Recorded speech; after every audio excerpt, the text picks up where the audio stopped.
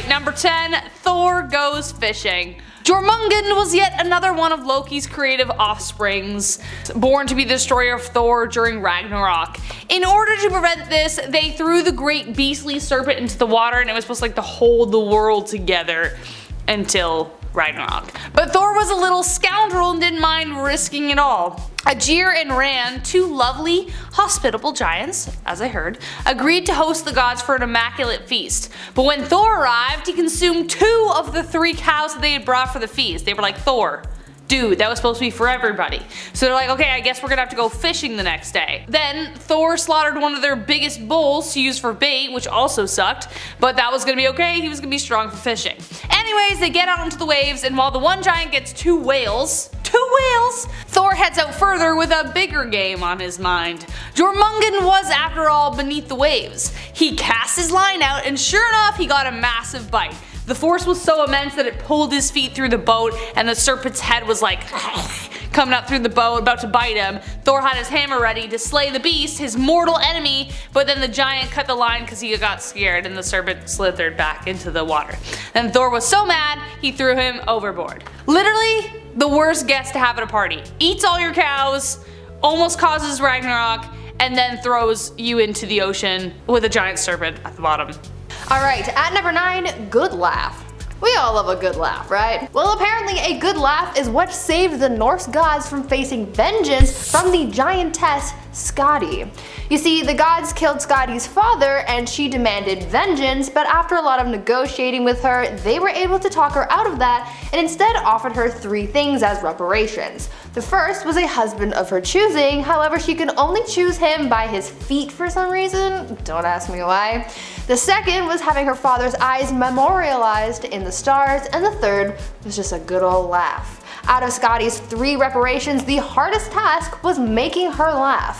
The gods tried everything to get a giggle out of the giantess, but nothing seemed to work. That's when Loki, the trickster god, came through and was basically like, step aside boys, let me handle this. And he sure did handle things. Loki then brought in a goat, tied a rope to it, and tied the other end to his nads, and proceeded to play tug of war with the goat. Like that. Both Loki and the goat screamed out in pain, as you could imagine, and Loki collapsed. And that is what made Skadi laugh. Number 8, a little bit of incest. Why not? Can we even do a list about mythology without mentioning incest? No, not probable. Why? Because, I don't know, the gods loved it. And people needed to populate the earth back then, so it wasn't too far-fetched of an idea. Anyway, even though Norse mythology doesn't love the idea of incest, doesn't mean it didn't happen. The goddess Signy fell into a pretty crummy marriage, and so to solve her situation, incest. She was married to Aegir and didn't like him because 1, not a nice guy, and 2, not manly enough for her. He also was a terrible husband. He killed her father and all of her siblings, except for 1. Not cool, man. But the one that did survive, they teamed up to overthrow her hubby.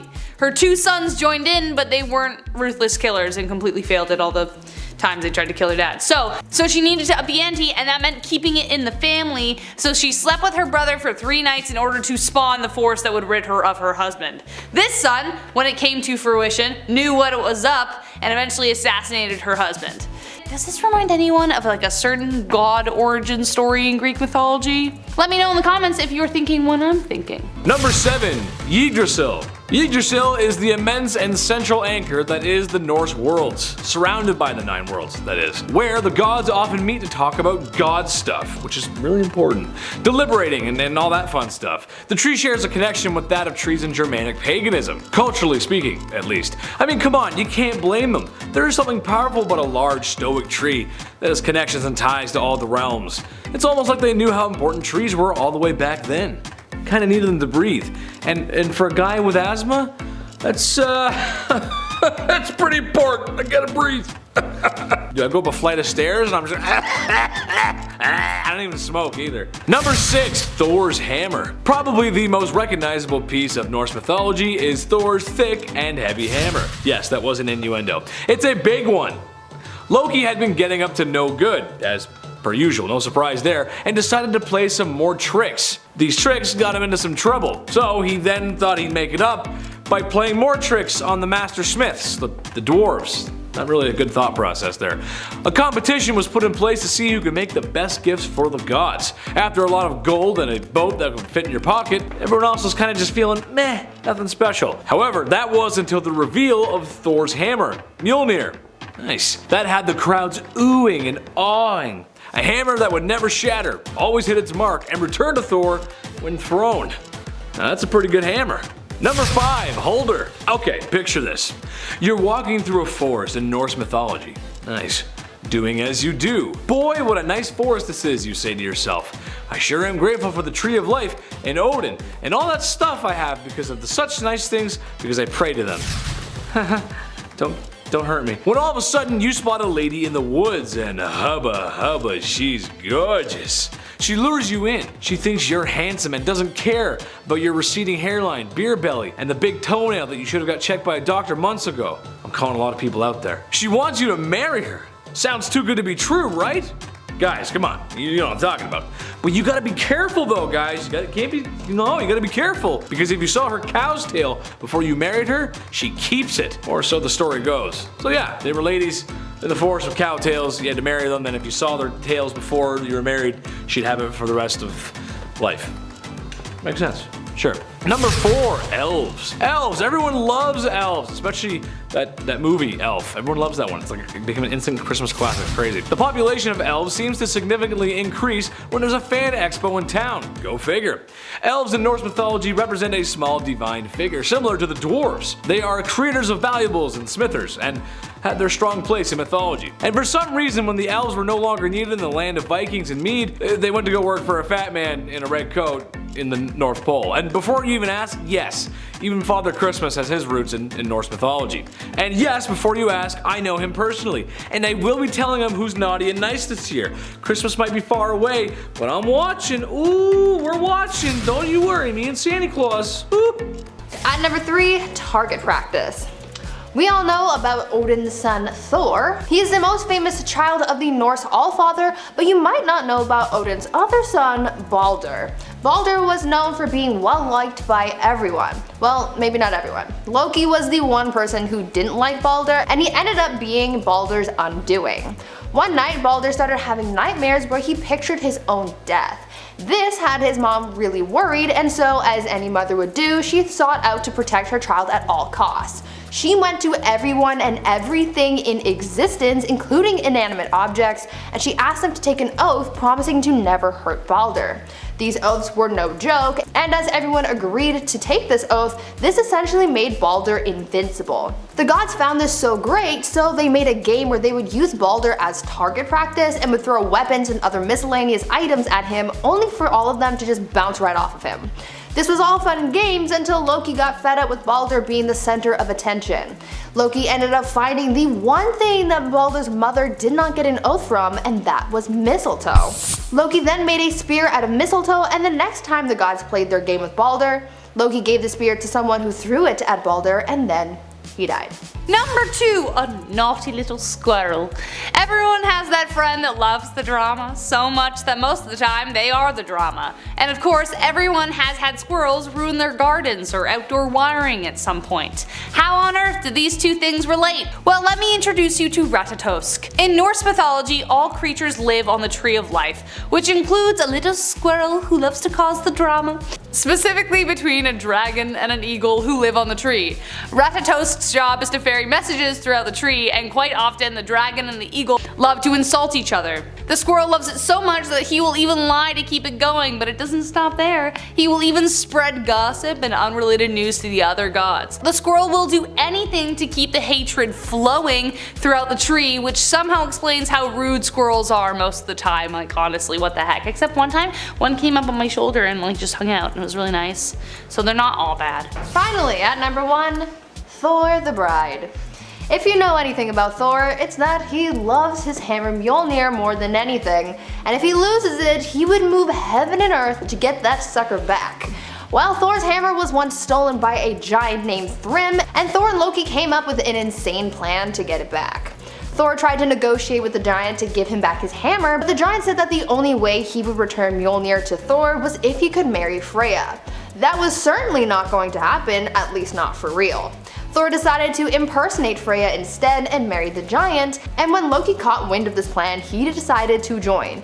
Loki disguised himself as a handmaiden in order to watch this whole thing unfold.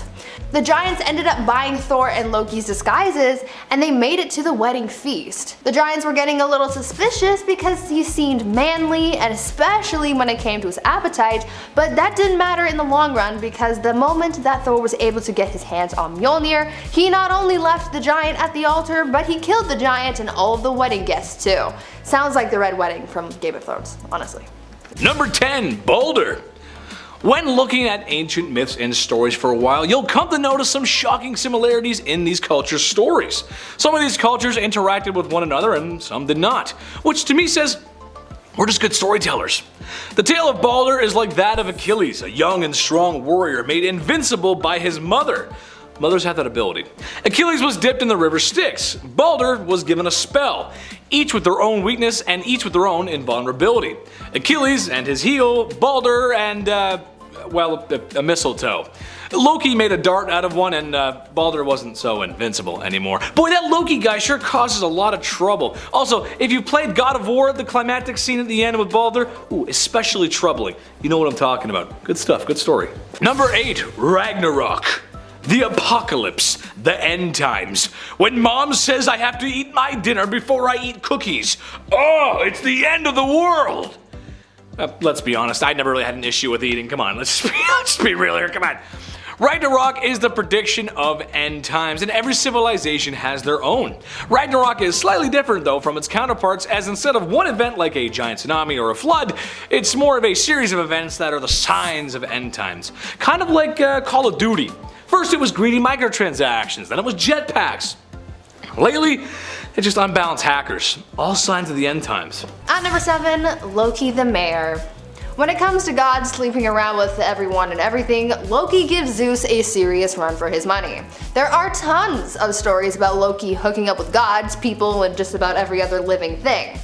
One of the weirdest stories about Loki's escapades is how he once had a night in the woods with a horse. Basically, the story here is that there was a horse that he really liked, a stallion named Svaldafari. Svaldafari was a horse who belonged to a mason worker who just so happened to be a giant. This giant really didn't like the gods and wanted them to just go away, and so Loki offered to help by distracting the giant's horse. Not really seeing how that's actually helping, but go off, I guess. Loki transformed himself into a mare, and then he and Svaldafari went off into the woods to mate. Horse Loki ended up getting pregnant and gave birth to an 8-legged steed named Sleipnir. Sleipnir then became Odin's steed, and this monster horse was actually featured in the Thor movie, so next time you watch it, keep an eye out for Loki's weird monster horse child. Number 6. Giant cloud brains. I do love gazing up at the clouds, making up stories like, that's a dragon, that's a chariot, that's a bumblebee. No one knew thousands of years ago that clouds are just dense collections of water vapor floating through the atmosphere, so when they saw things in the cloud, they thought they were real. So in a way, it kind of makes sense. According to Norse mythology, the world was made up from human severed body parts, specifically of the giant Ymir. His blood turned into the oceans, his flesh became the land, his bones the mountains, his teeth the rocks, his hair plants, and his eyelashes became Midgard. So as much sense as that makes, the clouds were his brains. His skull was tossed up into the sky, held up by dwarves, they're still up there. His brain was tossed separately, and that made the clouds. At number 5, Mead and Poetry. There are many creation stories for Norse gods that are pretty weird. The gods were created from all kinds of things and it's a little complex, but one of the weirder creation stories is that of the god Kvasir, known to be the wisest of them all. The story goes that the gods just won a war and they were looking to celebrate their victory with a special drink. They all chewed berries and spat them out to ferment them and create alcohol. However, instead of making a drink, they made a person, and that person was Kvasir. His name literally translates to fermented berry juice, so it really doesn't get more straightforward than that. This new god became the smartest god to have ever existed. He was known to share his wisdom with anyone who would listen and traveled far and wide to share his knowledge. Sadly though, he was too wise for everyone and Kvasir was killed by dwarves and they drained his blood. They then used this blood to create a special kind of mead that granted poetic skills to those who drank it. It is believed that this drink was the birth of poetry, so Kvasir's death ended up creating something beautiful after all. Number 4. Kitten footsteps. If you have a dog that's a little tempestuous and keeps breaking out of their collar, then listen up. We've been doing it all wrong. The strongest collar is one that's embedded with the sound of cat footsteps, such as the one used to keep Fenrir at bay. Fenrir was a colossal wolf offspring of the god Loki because again, he was super creative when it came to having kids. The gods were so afraid of him that out of the 3 monsters Loki had, this one they kept under lock and key. They reared him up as a pup and the only god fearless enough to approach him was Tyr, the upholder of law and order. As it grew, they kept putting chains on the beast, clapping every time Fenrir broke through them to disguise their intent as a test of strength. But soon they sought out the dwarves, because they were awesome, for their skill. They forged a chain of unequivocal strength. Instead of metal, it was made from the sound of cats' footsteps, the beard of a woman, the roots of mountains, the breath of fish, and the spittle of bird. All things that don't exist. When they showed Fenrir, he suspected something was up because it was so light, so he asked for a god to put their hand in his mouth as collateral. Tyr did so, knowing that he would lose his hand because it was gonna work. He did, and Fenrir, unable to break it, was transported to an isolated keep, and there he stayed until Ragnarok, because he's gonna kill Odin. Number 2. Kraken. I always used to think the Kraken was something Johnny Depp and Davy Jones had to deal with, but that's just not the case. I mean, this is the reason why I have a fear of water I can't see the bottom of. Look, I have no fear of water and I have no issues swimming. I'm actually a surprisingly good swimmer. Chris would be surprised. But good swimmers or good sailors alike are no match for the Kraken. The Kraken is a large squid or octopus-like creature that preys on doomed sailors and ships. Using his large tentacles, he wraps himself around your vessel and pulls you to the cold depths below. Horrible. Some Norse depictions of the large suction cup beast are as big as islands. Maybe with enough hand-holding and teamwork, you could take down a giant squid or octopus, sure, maybe. Why not? But we're trying to take one down the size of an island? I don't think it's happening, dude. There's no shot, dude. I don't think so. Big as an island? You're gonna need a spear like this big. That's big. Number 6, Valkyries. Oh yes, the beautiful Valkyries. For such a gorgeous image, they have a rather grim job. Whenever someone falls in battle, it's up to these lovely ladies to guide them to the afterlife. In a way, they're kind of like battle angels. Pretty cool. It literally translates to chooser of the slain.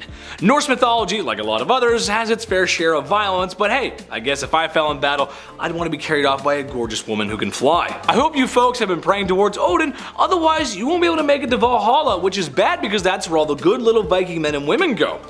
So they can be with their ancestors and drink mead all day, which, dude, drinking, you ever had mead? It's delicious. Yes, please. Sign me up. Oh, I love mead so much.